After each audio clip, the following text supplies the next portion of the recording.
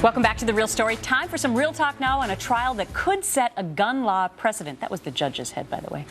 Two Milwaukee police officers, well, they were shot in the face in the line of duty. They are now suing the owners of a gun store. They claim the owners were negligent in selling the weapon used in the shooting that injured them. There he is, Judge Anthony Napolitano, Fox News senior judicial analyst. You have a beautiful head of hair. Oh, you're nice. It made an appearance in the camera. You're nice to say that. As unhappy as this story Yes. is, it's nice to be with you and nice to be smiling. All right, so let's talk about this because police officers, unfortunately, get shot in the line of duty, often or sometimes, and we don't see a case like this. this. Yes, the reason we often don't see this case is because this is rolling the dice.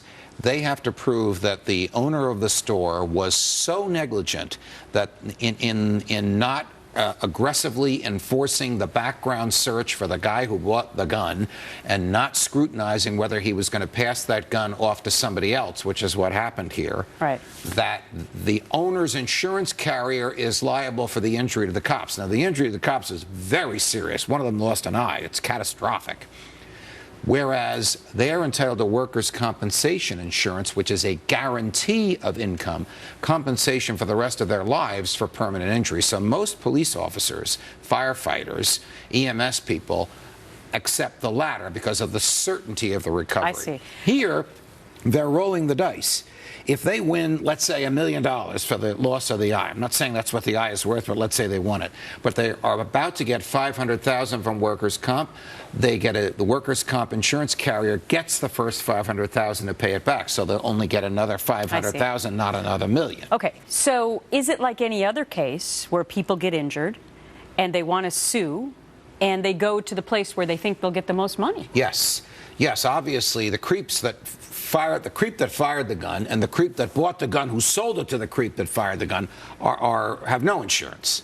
The shop has insurance, so it's actually the insurance carrier for the gun shop that is on the hook, and it's a case of simple negligence.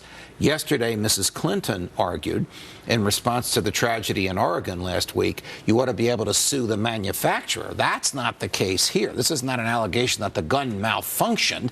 This is an allegation that it was sold to a bad guy, and they should have known that it was going to end up in the hands of somebody who would use it to harm the police. Okay, so we're looking at surveillance video right now. This is apparently when the gun sale was actually taking place in this particular incident.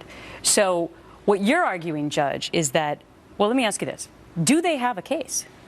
They have a case. The case has survived a motion to dismiss because the buyer was a straw buyer, meaning a front person, because the person was ultimately buying the gun, had a criminal record, and the FBI background check would have rejected him.